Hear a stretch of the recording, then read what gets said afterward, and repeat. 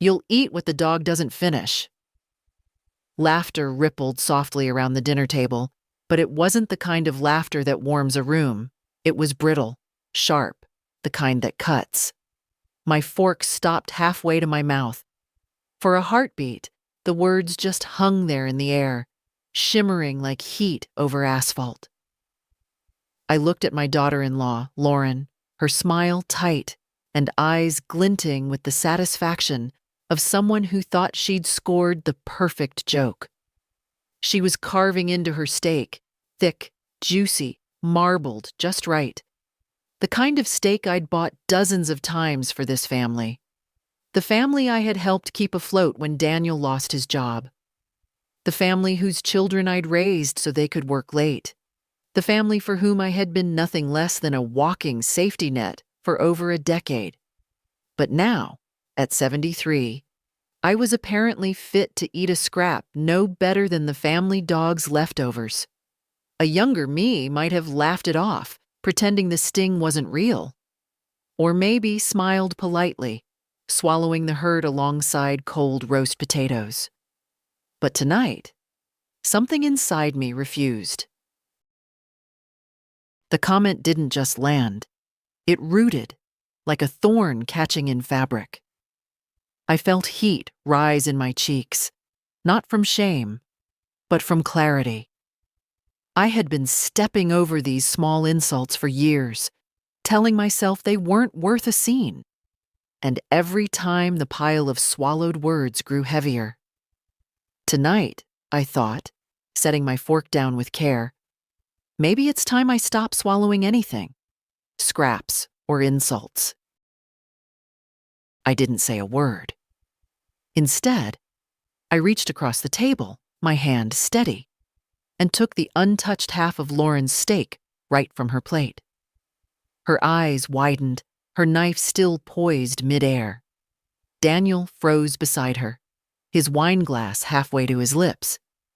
Without breaking eye contact, I stood, walked to the corner where Max, their golden retriever, lay curled up on his bed, and placed the steak gently into his bowl. Max blinked at me in happy confusion, sniffed the meat, and began eating with a loud, wet enthusiasm that filled the sudden silence. When I returned to my seat, the air was thick enough to cut with the knife Lauren was still gripping. "Well," I said calmly, reaching for my water, "I suppose now we'll both find out how much the dog leaves me." A choked laugh escaped from the far end of the table. My granddaughter Claire. She quickly covered her mouth, but not before I caught the flash of admiration in her eyes. Lauren's face flushed a deep crimson. "That was a joke," she managed to say, her voice brittle. "I know," I replied evenly, cutting into my own potato. "So was mine." Nobody spoke for the rest of the meal. Only the scrape of cutlery and Max's happy chewing filled the room. But under the table, Claire's foot found mine, giving it the smallest, most deliberate squeeze. And in that quiet moment, I knew she understood exactly what had just shifted. I washed my hands slowly after dinner, letting the warm water run over my knuckles. From the kitchen window, I could see Daniel loading dishes into the dishwasher, while Lauren dried them with jerky, irritated movements. They didn't speak to each other, not really, but their silence was charged, as if my small act at the table had been an earthquake neither of them had prepared for. I dried my hands, hung the towel neatly on its hook, and sat back down at the table where my coffee cup still waited. I wasn't in a hurry to leave, not yet. Let them feel the weight of my presence, the same way I'd felt the weight of theirs all these years. Except mine had been heavy with obligation, theirs with quiet judgment. As I stirred the coffee, I let my mind drift back. There had been a time when this kitchen, their kitchen, had felt like an extension of my own. A time when I'd arrive at dawn to make breakfast for the children, so Daniel and Lauren could sleep in after late work shifts. When I'd spend my own pension on school uniforms, piano lessons, orthodontics, and vacations, I wasn't even invited to join. Back then, I didn't think of it as sacrifice. I thought of it as love, the natural duty of a mother and grandmother. After all, Daniel was my only child. I'd raised him alone after his father died of a heart attack when Daniel was still in high school. Every win he had felt like mine too. Every burden I took onto my shoulders without question. When he married Lauren, I told myself that she just needed time to warm to me. She was younger, ambitious, sharp-tongued in a way that could be charming if you didn't stand in the line of fire. At first, she seemed grateful for the down payment I gave them for their first house, for the weekends I spent babysitting Claire and little Thomas so they could travel, for the grocery runs when money was tight. But gratitude is a fragile thing. Somewhere along the years, it curdled into expectation. The thank yous stopped. The requests became instructions. And the instructions became assumptions. I remembered the first time I truly felt the shift. It was the Christmas I bought them a new washer and dryer after theirs broke down. Lauren had opened the card, read the note, and said, "Good." We needed that. No hug, no smile, just those 4 clipped words before she moved on to the next gift. I told myself not to mind. After all, it's not about thanks, it's about helping family. But now, as I sat in their dining room with the echo of her dog scraps comment still ringing in my ears, I wondered if I'd made a terrible mistake in letting those moments pass unchallenged. Claire appeared in the doorway, her hair loose now, wearing the oversized sweatshirt I'd bought her last winter. She gave me a quick, almost conspiratorial smile and slipped into the seat beside me. "Grandma," she said in a whisper only I could hear, "that was the best thing I've ever seen you do." I raised an eyebrow, sipping my coffee. "Feeding the dog?" She grinned. "Feeding the dog her dinner? You should have seen her face." Her voice was hushed, but there was a bright spark in her eyes, something that told me she understood exactly what that moment meant, even if the rest of them pretended otherwise. "Sometimes," I said slowly, "you have to speak a language people understand." Claire's smile faded into something softer. They shouldn't talk to you like that." Her words warmed me, but they also cut deep. Because Claire was 17, still young enough to see unfairness clearly, but old enough to recognize it when it became part of the fabric of everyday life. And she was right. They shouldn't talk to me like that. They shouldn't treat me like that. Lauren's voice floated in from the kitchen. "Daniel, your mother's still here?" The tone was polite enough, but the undercurrent was unmistakable. A subtle push toward the door. I set my coffee down. "Well, I should be going," I told Claire, though neither of us moved right away. She reached under the table again and gave my hand a quick squeeze before standing. In the hallway, I collected my coat from the stand. Daniel walked me to the door, his smile stiff. "Thanks for coming, Mom," he said, as if we'd just had a pleasant evening. I looked at him for a long moment. My son. The boy I'd once carried on my hip, now a man with fine lines around his eyes and a guardedness in his tone that I couldn't quite break through anymore. "Good night, Daniel," I said simply, stepping out into the cool evening air. The wind tugged at my scarf as I walked to my car. In the quiet of the street, the absurdity of it all struck me. Years of giving, years of bending over backwards, and it had come down to this: a steak, a dog, and a line I hadn't realized I'd been waiting to cross. As I slid behind the wheel, I felt no regret. Only a growing certainty that this was not going to be one isolated act of defiance. Tonight had simply been the opening move, and for the first time in a long while, I was curious, almost eager, to see what would happen when I stopped playing by their rules.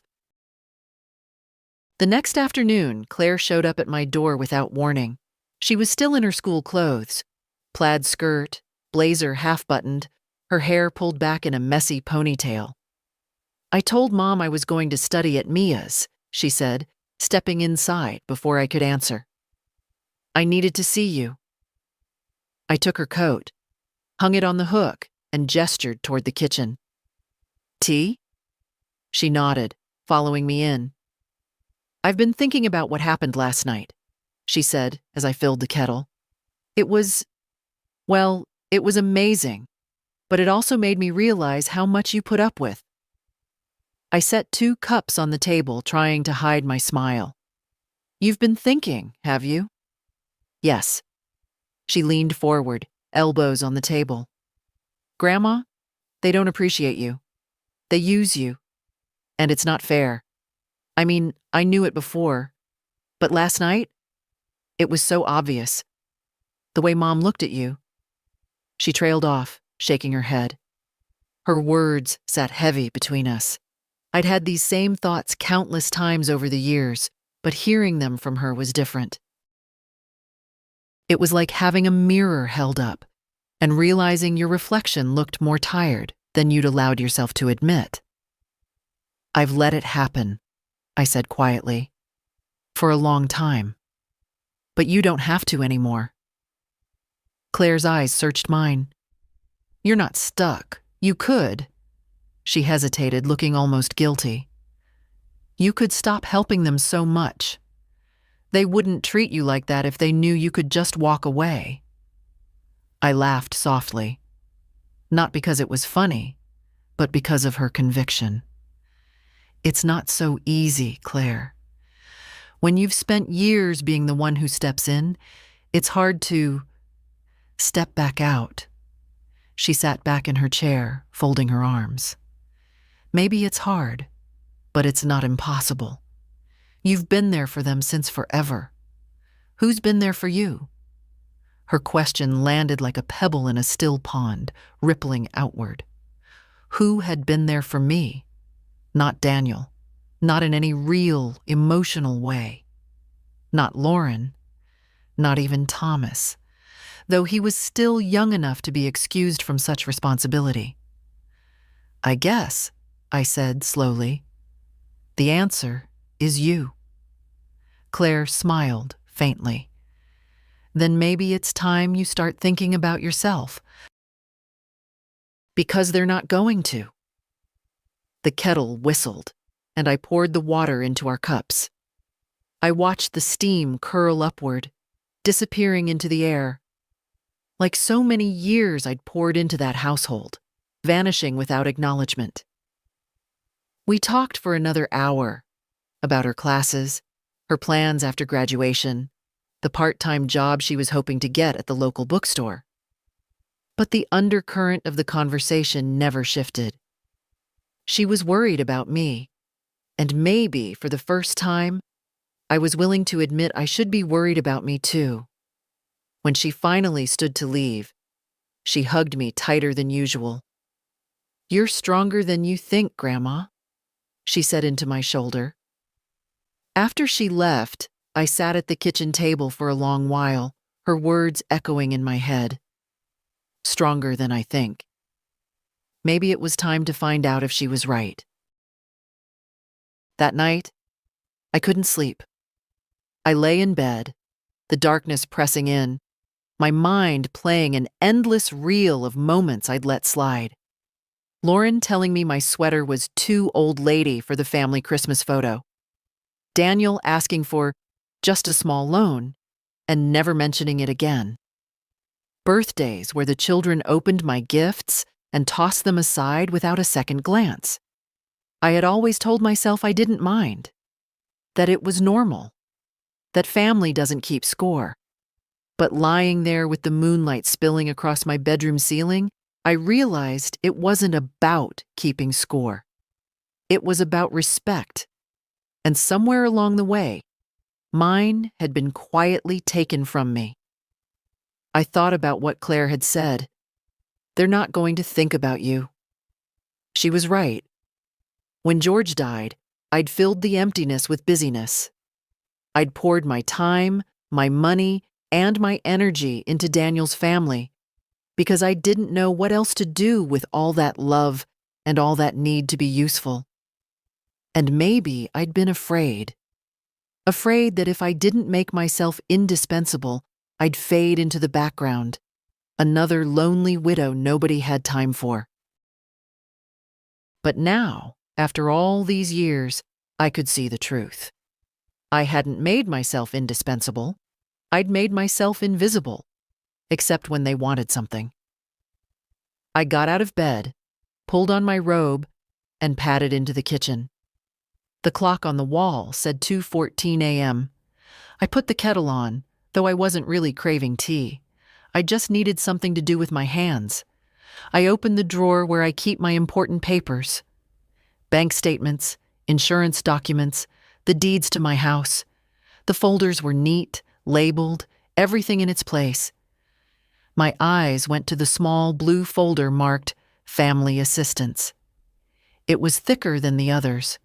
I pulled it out, sat at the table, and began leafing through it. There it all was, in black and white. The $15,000 loan for Daniel's car, the $8,000 for Lauren's business course, thousands for summer camps, tuition fees, new appliances, vacation emergencies. Line after line, year after year, each one a piece of me I'd given away without hesitation. I stared at the totals. The number was larger than I'd ever let myself calculate before. By the time the kettle whistled, I'd already made up my mind. This wasn't about revenge. It wasn't even about the stake. It was about stopping the slow erosion of my dignity. And that meant one thing. I needed to take back control of my money, my time, and my place in this family. I poured myself a cup of tea, but I didn't drink it. I just sat there in the quiet, hands wrapped around the warm mug, and began to plan. Tomorrow, I would start with the bank. The morning sunlight felt sharper than usual, cutting through the kitchen curtains like it had something to prove. I'd barely slept, but I was more awake than I'd been in months. I dressed deliberately. Navy slacks, a crisp blouse, the sensible leather shoes I'd worn to George's retirement party years ago. Clothes that made me feel steady. I ate a light breakfast, not because I was hungry, but because I needed the ritual of it. At 9 o'clock sharp, I walked into the downtown branch of the bank I'd been using since Daniel was born. It was the same one where George and I had opened our first joint account, where we'd deposited paychecks and withdrawn cash for family vacations. But this time, my business was entirely my own. A young man in a suit greeted me at the door. "Good morning, Mrs. Lawrence. How can I help you today?" "I'd like to speak with a personal banker," I said. My voice sounded calm, almost too calm. "It's about my accounts." Within minutes, I was seated in a private office across from a woman in her 40s named Valerie, whose tidy bun and polite smile told me she'd seen every kind of request, though perhaps not quite this one. "How can I assist you today?" she asked, hands poised over her keyboard. "I want to cancel all automatic transfers to my son Daniel's account," I said. "And I want to revoke the joint access he has to my savings." Her fingers hesitated over the keys. "All transfers?" "Yes, every single one. And I want that access removed today, if possible." Valerie blinked but didn't question me. "I can certainly help with that. There will be some forms to sign, and I'll need to verify which accounts have linked permissions." I opened my bag and took out the blue folder I'd studied last night. "I've listed them all for you," I said, sliding the paper across the desk. "And there are no exceptions." As Valerie reviewed the list, I felt a strange sensation. Not guilt, not even anger, but a kind of release, like setting down a bag I'd been carrying so long I'd forgotten its weight. "These are significant amounts," she remarked, scanning the page.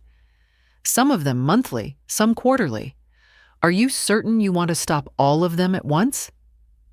"I've never been more certain of anything in my life," I said. We went through each account one by one: mortgage assistance, tuition payments, car insurance, credit card balances. I initialed and signed where needed, the black ink bold against the paper. When we finished, Valerie printed confirmation copies for me to keep. "All linked access has been removed," she said. "The transfers are canceled. There may be 1 or 2 payments already in processing, but nothing further will go out after today." I slipped the papers back into my folder, then looked her in the eye. "Thank you. I'd also like to open a new account, a trust account, in my granddaughter Claire's name. I'll be the trustee until she turns 25. This time, Valerie's smile seemed warmer. "Of course." "That's a wonderful idea." We spent the next 30 minutes setting up the account, arranging it so that the funds were protected from any outside claims, including family. I transferred a considerable sum, more than enough to cover Claire's education and give her a safe start in life. By the time I stepped out into the mid-morning air, I felt lighter, though the sun was no softer. It struck me that this was the first financial decision I'd made in years that was entirely about me, or about someone I truly wanted to help without obligation or strings attached. My phone buzzed in my bag. Daniel's name flashed on the screen. I let it ring until it went to voicemail. A minute later, it buzzed again, this time a text. "Mom, the bank says there's a problem with the transfers. Call me ASAP." I slipped the phone back into my bag and kept walking toward the bus stop. Let him figure it out. This morning, I'd taken back something far more valuable than money, and I wasn't about to give it up again. From the bank, I walked straight to the office of Peter Hanley, the attorney who had handled my will for the past 15 years. The brass plaque on the door looked the same as it always had, but I felt different as I reached for the handle. Peter greeted me warmly, his sandy hair now streaked with silver. "Marianne," he said, taking my hand, "it's been too long. How are you?" "I've been better," I admitted, "but I'm about to get better still." He raised an eyebrow and gestured for me to sit. "Sounds like we have business to discuss." I set my folder on his desk. "I want to make changes to my will, significant ones, and I'd like to establish a living trust for my granddaughter Claire." Peter leaned back in his chair, fingers steepled. "All right. Let's start with the will. What do you have in mind?" "Daniel and his wife will no longer be my primary beneficiaries," I said plainly. "Claire will inherit the bulk of my estate, and the trust will ensure she has access when she's responsible enough to handle it." Peter studied me for a moment. "May I ask what prompted this change?" "They've shown me exactly how they value me," I replied. "And it's not for who I am, just for what I can give them." He didn't press further, just nodded in that measured way good lawyers do when they know a client's mind is made up. "We'll need to amend the will and set up the trust documents. The trust will protect the assets from claims, even from family members, and it will allow you to control distributions during your lifetime." "That's exactly what I want," I said. For the next hour, we reviewed my assets, investments, and the house. Peter suggested language that would make my intentions airtight. No loopholes, no ambiguity. He also recommended appointing a secondary trustee in case something happened to me before Claire reached the age specified. I chose my oldest friend, Janet, without hesitation. Janet had known me since we were both young mothers in the same block of row houses. She'd seen me at my best and my worst. And, more importantly, she'd never once tried to take advantage of me. When the draft documents were ready, Peter slid them across the desk. I read each line carefully before signing, my signature flowing more steadily than I'd expected. "Mary Ann," he said as he gathered the papers. "I've been in this business a long time. I've seen families torn apart over far less. Are you prepared for the fallout?" I met his eyes. "I've been living with the fallout for years, Peter. I just didn't call it by its name." He smiled faintly, perhaps with a touch of pride. "Then I'll have everything finalized within the week. You'll have certified copies for your records, and I'll retain the originals." I thanked him and stepped back out into the midday sun, the city humming around me. It was strange. I hadn't realized how much space those unspoken resentments had been taking up inside me until I began clearing them out. My phone buzzed again in my bag. This time, it was a string of messages from Daniel. "Mom, what's going on? Why are the transfers blocked? The mortgage is due next week. We need to talk." I didn't answer. Instead, I walked to the nearest cafe, ordered a sandwich and coffee, and sat by the window where I could watch people passing by. I let myself enjoy the simple act of buying lunch without checking if there was enough left over to cover someone else's request. For once, the money in my account and the choices it represented were entirely mine. I didn't know exactly how Daniel and Lauren would react when they realized these changes weren't temporary. But I did know one thing. I wouldn't be backing down. Not this time. By the time I got home, the answering machine was blinking like a warning light. I almost laughed. I hadn't seen that little red flash go off so many times since Claire was a baby, and Daniel used to call every night from college, asking for just a bit to help with rent. I pressed play. "Mom, it's Daniel. I don't know what's going on, but the bank says you canceled the transfers. That's gotta be a mistake. Call me back." Beep. "Mom, it's me again. Lauren's furious. The mortgage is coming up and, look, can you please just call? We need to sort this out before it becomes a big problem." Beep. "Mary Ann?" Lauren's voice this time, tight and clipped. "I think we should all have a calm, adult conversation about whatever's troubling you. This isn't how families handle things. Please call me back." Beep. I erased them all without listening to the rest. I wasn't ready. Not for explanations, not for arguments, and certainly not for the tone Lauren used when she was trying to wrap her demands in politeness. The next call came live, just after I'd sat down with a book. I saw Daniel's name flash across the screen and let it ring. He called again, and again. Then Lauren. By the sixth call, I switched the phone to silent and set it face down on the coffee table. It was a strange thing, ignoring them. For years, their calls, whether to check in or to request something, had felt like obligations I couldn't refuse.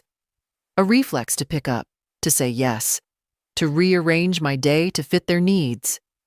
But now, the space between the rings felt like breathing room I hadn't known I was missing. Around 7, the phone buzzed with a text from Claire. "Grandma, Mom, and Dad are losing it." "What happened?" "They won't tell me anything except that you've done something drastic." "Are you okay?" I stared at the message for a while before typing back. "I'm fine, dear. I'll explain soon." For now, don't get pulled into their drama. Focus on your homework. Within seconds, she replied, "Okay, just wanted to check on you. Love you." It was the only message that made me smile that day. The next morning, I found Lauren's car parked in front of my house. She was sitting in the driver's seat, tapping on her phone, her sunglasses hiding whatever expression she wore. I considered pretending I wasn't home, but then decided I didn't care enough to hide. When I stepped outside to get the mail, she rolled down her window. "Mary Ann," she said, her voice sweet enough to make my teeth ache, "we need to talk." "About?" I asked, sorting through envelopes. "About the bank, the payments, everything. I'm sure this is just a misunderstanding. Daniel says you've been upset lately. If something's bothering you, we can work it out. But cutting us off without a word, that's not fair." I looked at her over the edge of the electric bill in my hand. "Lauren, I've been more than fair. For years." Her lips pressed into a thin line. "You're making things harder than they need to be." I almost laughed. "Funny, I was thinking the same about you." Her sunglasses tilted slightly, like she was studying me for cracks. "Daniel's under a lot of stress right now. The mortgage." "The mortgage," I interrupted, "is yours. So are the cars, the vacations, and the dinners out. I'm done funding your lifestyle." Her mouth opened as if to protest, but I'd already turned toward my front door. "I have things to do," I said over my shoulder. "Drive safe." I shut the door before she could answer. For a long moment, I leaned against it, listening to the quiet tick of the clock in the hallway. My heart was beating faster than I wanted to admit, but it wasn't from fear. It was from the rush of finally saying no, and meaning it. Through the front window, I watched Lauren's car linger for another minute before pulling away. The phone would ring again, the texts would keep coming, and sooner or later, Daniel himself would show up. But when he did, I would be ready. Because for the first time in years, I wasn't standing on the defensive. I was standing on my own ground. Daniel didn't wait long to make his move. It was late Saturday morning, and I'd just finished tidying up the kitchen when I heard the crunch of tires on my driveway. I peeked through the curtains, Daniel's SUV. He was alone. That, in itself, was unusual. Lauren preferred to be part of any important discussion, especially if it involved money. He didn't bother knocking gently. 3 sharp raps rattled the door, followed by his voice. "Mom, it's me. We need to talk." I took my time, walking to the door as if I hadn't been standing there already. When I opened it, he stood there with his hands shoved in his jacket pockets, his expression a mix of irritation and forced concern. "Can I come in?" he asked. "You can," I said, stepping aside. "Whether you should is another matter." He frowned but entered, glancing around as if expecting the place to look different, as if cutting him off financially would somehow redecorate my living room. "All right," he began, dropping into the armchair without being invited. "What's going on? The bank says you canceled all the transfers. Our mortgage payment bounced yesterday." "I had to move money around to cover it." "Then I suppose it's good you had money to move around," I said, settling onto the sofa. He exhaled sharply. "Mom, come on. If you were upset about something, you could have told me. This drastic stunt doesn't help anyone." "It helps me," I said evenly. "It helps me remember that I am not your safety net, your emergency fund, or your automatic teller machine." His jaw tightened. "This is about the other night, isn't it?" Lauren's comment. "She was joking, Mom." I let out a quiet laugh. "If it were just one night, Daniel, you might be right. But it's not. It's years of being treated like my worth is measured only by what I can give you. Years of disrespect." some subtle, some not. That dinner was simply the last straw. He shifted uncomfortably in the chair. You're blowing this out of proportion. We've always appreciated what you've done for us. Have you? I asked, leaning forward. When was the last time you called me just to ask how I was? Not because you needed something. Not because a payment was due. Just because you cared. He opened his mouth, then closed it again. I watched the flicker of defensiveness cross his face, followed by the telltale look of someone searching for a safe answer and not finding one. I'm not saying we've been perfect, he said finally, but family's supposed to help each other. You taught me that. And I'm still willing to help when it's needed, I said. But needed doesn't mean bailing you out every month because you can't live within your means. It doesn't mean paying for luxuries while I'm told to be more frugal with my own needs. He rubbed his face with both hands. This is going to put us in a tough spot, Mom. We've got obligations. So do I cut in.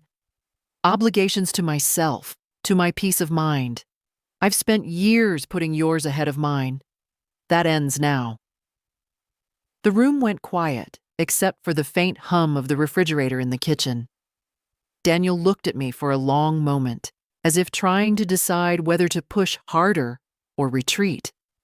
In the end, he stood abruptly. I think you're making a mistake, but I guess it's your choice. You're right, I said. It is. He headed for the door without another word. I followed him to the threshold, watching as he climbed into the SUV. He didn't look back before reversing out of the driveway. I closed the door and leaned against it for a moment, not because I was shaken, though my hands were trembling slightly, but because I knew this wouldn't be the last confrontation. Lauren would try again. Daniel would too. They'd test the boundaries I'd just drawn, looking for any weakness. But they were going to find a different Marianne now. One who knew exactly where her limits were. One who had no intention of moving them ever again. Sunday morning came with the kind of quiet I hadn't felt in years. No early phone calls, no urgent requests, no reminders of bills that needed paying. I made coffee, fed the birds in the garden, and sat by the kitchen window as if nothing in the world was pressing me for an answer. The peace lasted until mid-afternoon, when the inevitable knock came. This time, it wasn't Daniel. Lauren stood on my porch in a tailored coat, her hair perfectly smooth, a bright red scarf knotted at her neck. She wore the expression of someone who'd rehearsed her lines on the drive over. "Marianne," she said smoothly, "I hope I'm not interrupting."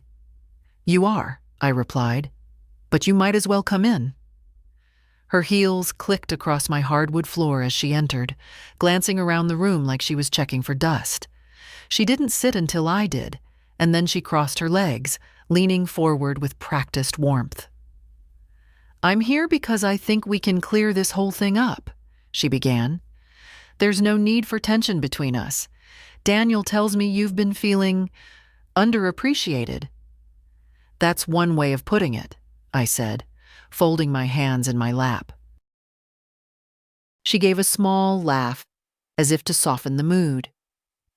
"Families have misunderstandings. We've all been under stress, and sometimes words come out wrong. About the other night," I held up a hand. "Lauren, I'm not interested in excuses. What you said was deliberate. But it's not just about one comment. It's about years of treating me like my only value is in my wallet or my calendar." Her smile wavered, but she recovered quickly. "You've always been generous, Marianne. We've never taken that for granted." "Yes, you have," I said plainly. She blinked, taken aback by the directness. "I've paid for your mortgage when Daniel's hours were cut. I've covered vacations, cars, private school fees, business expenses, all without complaint. And not once in the last 5 years have you invited me into this home without expecting something in return. Not once have you asked how I am without it leading to a request." Lauren shifted in her chair. "We appreciate everything you've done. Do you?" I leaned forward slightly. "Because appreciation doesn't sound like telling me I'll eat whatever the dog leaves. It doesn't look like excluding me from holidays I've paid for. And it doesn't feel like respect." For the first time since she'd arrived, Lauren's composure cracked. A faint flush crept up her neck. "All right," she said, voice tightening. "Maybe we've been careless. But cutting us off completely? That's punishing everyone for 1 or 2 bad moments." I sat back, my tone calm. "It's not punishment. It's boundaries. You've lived without them for too long, and I've lived without them for even longer. That's over." Her lips pressed into a thin line. "Daniel's worried about the mortgage and the car payment. We have obligations." "So do I," I said, repeating the words I'd told Daniel. "Obligations to myself. And I'm finally honoring them." We sat in silence for a moment, the ticking of the clock in the hallway filling the space. Lauren uncrossed and recrossed her legs, clearly realizing her usual tactics weren't working. "Think about it," she said at last, rising to her feet. "Don't make a decision you can't take back." I stood too, walking her to the door. "I already have." She paused on the threshold, as if hoping for a last-second change of heart. I gave her none. When the door shut behind her, I didn't feel triumphant, just steady. That conversation hadn't been about winning. It had been about making it clear that the rules had changed, and no amount of charm or pressure was going to change them back. I knew this wasn't the end. If anything, it was the midpoint of a battle I hadn't planned for, but was now fully prepared to fight. And for the first time in a long while, I felt like I was the one holding the ground. By Monday morning, the family rumor mill was in full spin. I found out when my old friend Janet called, her voice brimming with that mix of concern and barely concealed curiosity only a lifelong friend can get away with. "Marianne, I just ran into your cousin Ruth at the market," she said without preamble. "She tells me Daniel and Lauren are telling people you've lost your temper and cut them off over a misunderstanding." I let out a dry laugh. "Is that what they're calling it?" "That's the polite version," Janet replied. "Ruth hinted they're making it sound like you're being irrational, that you're, and I quote, not yourself lately." I shook my head, even though she couldn't see it. "No, Janet. I'm more myself than I've been in years."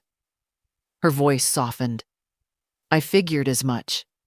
I told Ruth she'd be smart to keep her opinions to herself unless she knows the whole story. But you know how family gossip works. They'll turn this into something it's not." "I'm counting on it," I said. "It'll keep them talking and away from my doorstep, at least for a little while." We chatted a bit longer, and after I hung up, I couldn't help but think about how quickly they'd shifted the narrative. It was almost impressive. In less than a week, I'd gone from generous matriarch to cold-hearted villain in their version of events. Later that day, I stopped by the grocery store. In the produce aisle, I caught sight of Lauren's sister, Patricia. We'd never been close, but she'd always been civil. Today, though, her greeting was cool, her smile thin. "Heard you've been making waves," she said, plucking a bag of apples from the display. "I suppose you could call it that," I replied. She gave a little shrug. "Family drama isn't my business, but you know how it looks when you pull the rug out from under your own son." I met her gaze evenly. If you're going to judge, Patricia, at least judge the whole picture, not just the frame they've handed you. She didn't have much to say after that.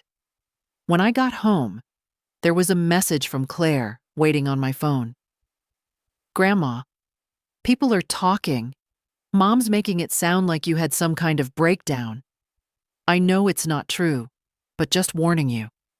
I sat down and typed back. Let them talk, sweetheart. Truth doesn't need to shout to be heard.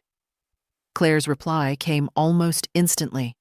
Still, I'm proud of you. That evening, Janet came over with a pie. Blueberry, my favorite. We settled in at the kitchen table like we had hundreds of times before. So, she said between bites, what's your plan if they keep trying to twist the story? I don't need a plan, I said. They can say what they like. The people who matter will either know the truth or take the time to find it. The rest, well, their opinions aren't my problem anymore. Janet studied me for a moment. You sound lighter. I am, I admitted. Do you know what it feels like to stop waiting for someone else's gratitude? To finally realize you don't need their approval to breathe? She smiled. Sounds like freedom to me. We spent the next hour talking about ordinary things. The weather, the garden, the latest mystery novel she was reading. And somewhere in that normal conversation, I felt the tight knot in my chest loosen just a little more. I knew the gossip would continue. I knew there'd be more attempts to fix me, more half-hearted reconciliations that were really about regaining access to what I'd taken away. But I also knew I had crossed a line I would never step back over. Let them talk. Let them speculate. I was finally living on my own terms, and I intended to keep it that way. By midweek, the whispers had turned into little storms that drifted through the family tree. You could almost feel them gathering weight, circling around me without ever landing directly. The way people talk when they want you to hear, but don't have the courage to say it to your face. It started at the post office. I was in line to send a package to Claire, a small box of books I thought she'd enjoy, when I noticed a woman a few steps ahead turning to glance at me. She was one of Daniel's cousins by marriage, though I couldn't recall her name. She whispered something to the man beside her, and they both gave me that look. A mix of pity and judgment. At the hardware store later, I ran into Henry, an old neighbor who'd once borrowed my ladder and kept it for 6 months. He gave me a half smile. Heard there's trouble in paradise, he said, as if expecting me to confirm some juicy detail. There's no trouble, I replied, reaching for the light bulbs I needed. Just me finally using my own front door instead of letting everyone walk through it without knocking. He chuckled awkwardly, clearly unsure if I was joking. I wasn't. But the clearest sign of the rumors came that evening when Claire called. Her voice was low, as if she were afraid someone might overhear. Grandma, she said, Mom's telling everyone you've changed, that you're paranoid and making decisions you'll regret. She even hinted you might not be thinking clearly. I let out a slow breath. And do you believe that, Claire? Of course not, she said quickly. I just hate hearing it. They make it sound like you've lost your mind. That's what people say when they can't control you anymore, I told her. If you're not doing what they want, you must be not yourself. There was a pause on the line. I wish I could tell them to stop. You don't need to defend me, I said gently. You know the truth. That's enough. Still, I could feel the sting of it after we hung up. Not because I doubted myself, but because I could see the strategy so clearly. If they couldn't guilt me back into compliance, they'd try to discredit me. The next day, Janet and I went for a walk through the park. The air was crisp, the leaves just starting to turn. "They're making you out to be some kind of villain, aren't they?" she asked without looking at me. "Yes," I said. "But I've stopped worrying about it. I don't have to convince anyone. I just have to live the way I know is right." Janet smiled faintly. "You've always been stubborn, Marianne, but now it's different. You're calm about it." "I think that's what's unsettling them," I admitted. "I'm not shouting, I'm not begging. I'm just done. And that's harder to fight against than anger." That evening, I made myself a quiet dinner. Roast chicken, steamed vegetables, nothing fancy, and ate it by the kitchen window while the sun set. For the first time in years, I wasn't checking my phone during meals, waiting for some urgent family request. The silence was peaceful. The kind of peaceful that tells you you've made the right choice, even if the road ahead will have bumps. As I rinsed my plate, I thought of something my grandmother used to say: "If you stop feeding the stray cats, don't be surprised when they start hissing at you." It wasn't cruelty. It was truth. And now I understood it better than ever. They could hiss all they liked. I wasn't putting the saucer back out. The family meeting came sooner than I expected. Claire was the one who tipped me off. She sent me a quick text on Friday morning. "Grandma, Mom's planning to have everyone over Sunday to clear the air. She says it's about fixing things, but it's definitely about the money. Be ready." I smiled at the screen. Ready? I'd been ready since the night of that dinner. When Sunday arrived, I didn't rush. I wore what I felt comfortable in: soft wool trousers, a cream sweater, and the necklace George had given me on our 25th anniversary. If they were going to confront me, they could do it while looking at a woman who carried herself with dignity. Lauren's living room was already full when I walked in. Daniel sat stiffly in an armchair, his arms folded. Lauren was on the couch, flanked by her sister Patricia and two of Daniel's cousins. Claire sat near the corner, her eyes meeting mine with a silent warning. "Stay steady." "Marianne," Lauren began, gesturing toward an empty chair, "we're glad you could come. We think it's important to have an open, honest discussion about what's been going on." I sat, folding my hands in my lap. "By all means." Daniel cleared his throat. "Mom, we're concerned. The changes you've made, the transfers, the will, everything, they seem extreme. We just want to understand why you're doing this." "You want to understand?" I said calmly. "All right. For years I've been giving money, time, help, without complaint, without condition. And over those years I've been met with less and less respect. That ends now." Patricia leaned forward. "I'm sure no one meant to make you feel that way." "Patricia," I interrupted, "whether they meant it or not doesn't change the reality. Intentions don't erase actions." Lauren's voice was measured, but I could hear the strain. "We're family. Families help each other." "Yes," I said. "Families help each other. Not just one person helping everyone else while being treated like a burden when she has nothing left to give." Daniel sighed, as if I were being unreasonable. "Mom, you're going to cause a rift that can't be repaired." "There already is a rift," I replied. "The only difference is that I'm not pretending it's not there anymore." The room was quiet for a moment. Claire looked down at her hands, hiding a small smile. Lauren tried one last approach. "If this is about that comment at dinner—" "It's not about one comment," I said. "It's about years of comments, years of expectations, years of being taken for granted. And it's about me deciding I will not live the rest of my life that way." One of the cousins muttered something under their breath. I didn't bother asking them to repeat it. I'd heard enough. I didn't come here to negotiate, I said, standing. I came to make it clear that my decisions are final. My finances are my own. My will is my own, and my boundaries are my own. None of those things are open for discussion. Daniel's voice hardened. So that's it? You're just cutting us out? I'm cutting out the behavior that's been bleeding me dry, I said.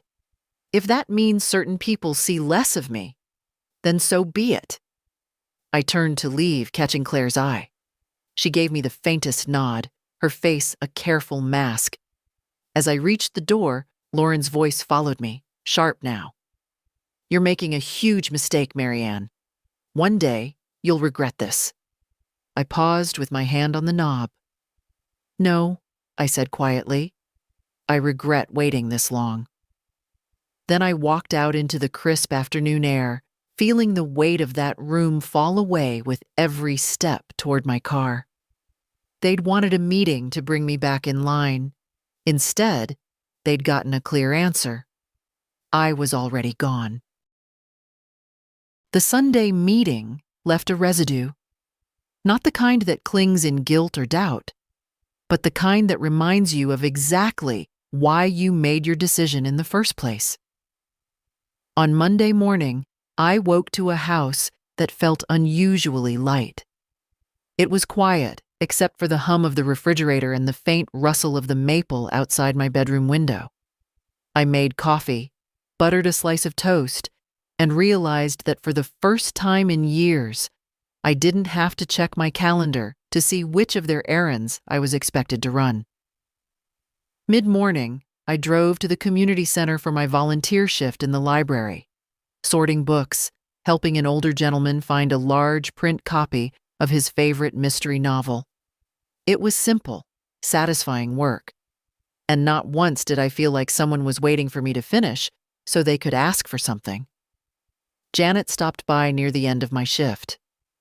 Heard about your big Sunday showdown, she said with a grin. Patricia's version of events made it sound like you stormed out of there with flames shooting from your ears. I chuckled. If standing up and telling the truth counts as storming, then yes, I suppose I did. You're not rattled? Not even a little, I said. I told them my decisions are final. Whether they believe me or not isn't my concern. When I got home, I found a small envelope wedged into my mailbox. No return address. Inside was a handwritten note in Claire's familiar script. Proud of you. Don't let them wear you down. Dinner soon, my treat. I smiled so wide my cheeks hurt.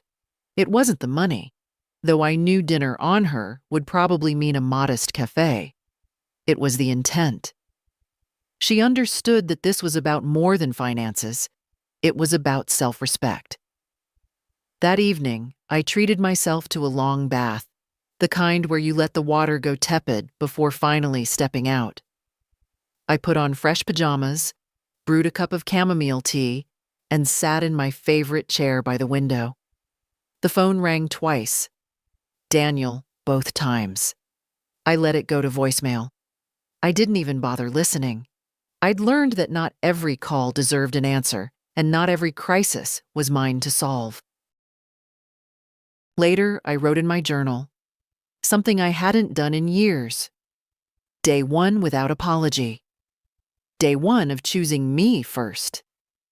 It struck me how foreign that felt, to consider myself without first measuring what someone else needed from me.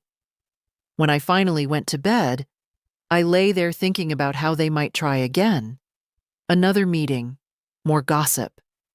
Maybe even a peace offering designed to pull me back into the same old patterns.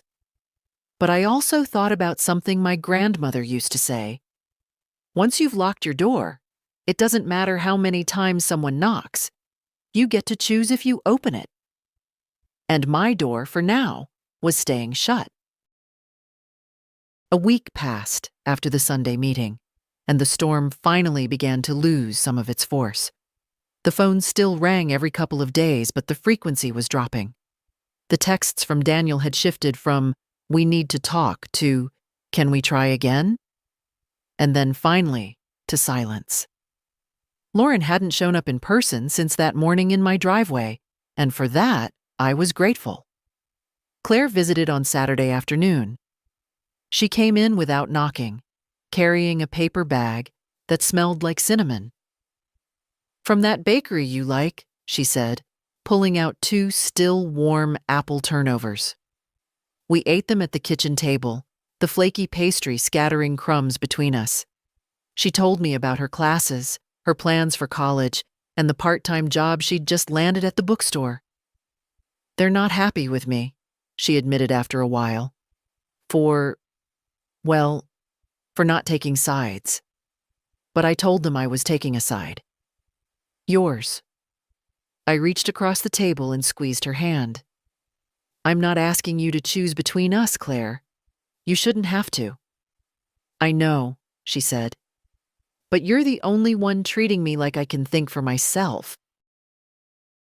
And I don't like how they talk about you." "People talk," I said. "They've always talked. The important thing is that you know the truth. And I know the truth. That's enough for me." She smiled, but it didn't quite reach her eyes. I could see the weight she was carrying, the tension of being stuck between loyalty to her parents and respect for her grandmother. I didn't want her to carry it forever. After she left, I took a walk in the garden. The roses I'd planted last spring were holding on, a few stubborn blooms still catching the last warmth of the season. I thought about how much work it took to keep them alive. Pruning, watering, watching for signs of disease. And how the care had to be consistent, not just when it was convenient. That was the thing about relationships, too. Without steady care, they withered. And sometimes, you had to cut back the dead branches so the plant could breathe again. The following Monday, a letter arrived from Daniel. Not an email, not a text. A letter in his handwriting, folded neatly into a plain white envelope. "Mom," it began. "I'm sorry. I can see now that we've been taking too much from you without giving enough back. I'm not going to pretend I understand everything you're feeling, but I want to try. If you're willing, I'd like to visit, just me, no Lauren, and talk. No money, no requests. Just a conversation." I read it twice. There was no guarantee it wasn't just another tactic. But there was also a part of me. The part that still remembered rocking him to sleep as a baby, that wanted to believe he meant it. 2 days later, he came by.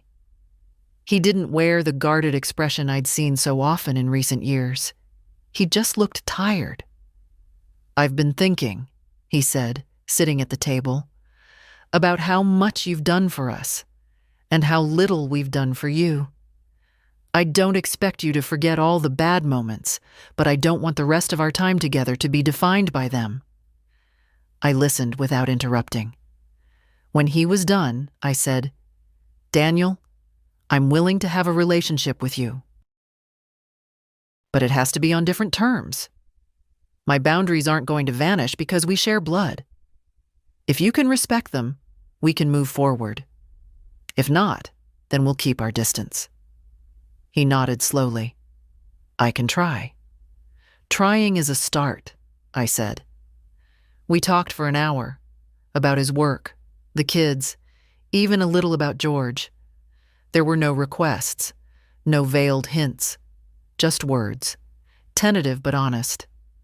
When he left, I stood at the window and watched him drive away. I didn't know if the change would last, but I knew one thing. I had reclaimed my place in my own life. And as I turned back toward the quiet of my home, I thought about how many years I'd lived waiting for permission to stand up for myself. Now I didn't wait. I stood. I stayed standing. And I intended to keep it that way for however many years I had left. If you're reading this and you've been living in the shadow of someone else's expectations, waiting for them to value you, waiting for them to give you back the dignity they've chipped away. Stop waiting. Step forward. It's your life. You get to live it on your terms.